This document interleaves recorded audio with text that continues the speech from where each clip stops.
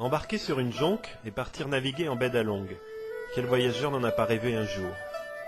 Ce paysage, l'un des plus célèbres au monde, est classé en 1994 par l'UNESCO comme patrimoine de l'humanité, est à la hauteur de sa réputation. Sur une superficie d'environ 1500 km², on découvre une interminable succession d'îles, d'îlots et de pitons rocheux, sur lesquels nichent une multitude d'espèces d'oiseaux. La légende ici raconte que tout ceci est le résultat de la fureur d'un dragon. Cet animal fabuleux, largement présent dans toute la mythologie asiatique, l'est aussi évidemment au Vietnam. La réalité est moins poétique, et ce paysage est le résultat du travail de la mer et du vent sur un plateau rocheux où seules les roches les plus dures restèrent debout. Mais peu importe au fond qui de la légende ou des géologues a raison. Le résultat est là, sous vos yeux, et la magie du lieu vous enlève vite toute envie de comprendre. Voilà pour la carte postale d'Along.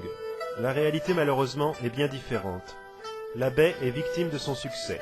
Les dangers qui la guettent sont bien réels, et la protection de tous les dragons du monde ne suffirait pas à la sauver. Si Along est actuellement le site le plus fréquenté du Vietnam, il est en bonne voie pour devenir aussi l'un des plus pollués. Des centaines de bateaux qui transportent les visiteurs venus admirer les célèbres formations rocheuses déversent chaque jour environ 2 tonnes d'huile moteur en mer, selon les estimations de l'Institut d'océanologie de Haiphong. Près de 9 millions de mètres cubes d'eau usée, fortement contaminée par du plomb et du pétrole, sont également rejetés chaque année par le port pétrolier situé au sud de la baie. Et comme si tout cela ne suffisait pas, les eaux usées de l'agglomération de Haiphong, peuplée de plus de 2 millions d'habitants, ne subissent aucun traitement et sont également rejetées dans la baie. Les eaux sont aujourd'hui chargées de sulfate de fer, de zinc et de cuivre. Les poissons deviennent rares et cela entraîne un appauvrissement des populations de pêcheurs qui habitent la baie.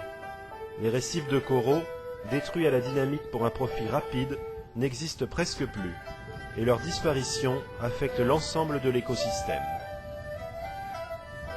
Les pêcheurs de la baie travaillent et vivent là, parfois seuls ou en couple, mais le plus souvent en famille. Ils habitent sur l'eau, dans des maisons flottantes regroupées en villages. Dans cette région où les typhons ne sont pas rares, la solidarité est une richesse et un gage de survie. Ils s'installent dans une anse abritée, et la construction de leur maison est simple et rapide. Quelques bidons pour assurer la flottaison, des planches pour les murs et le toit.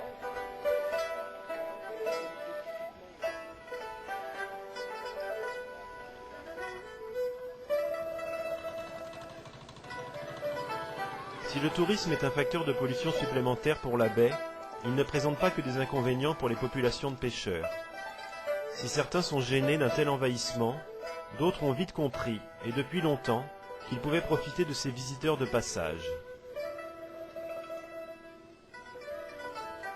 On est alors surpris de voir que même au fond de la baie, l'épicerie flottante qui vous accoste est bien achalandée, et que jusqu'ici, les marques de soda font leur publicité.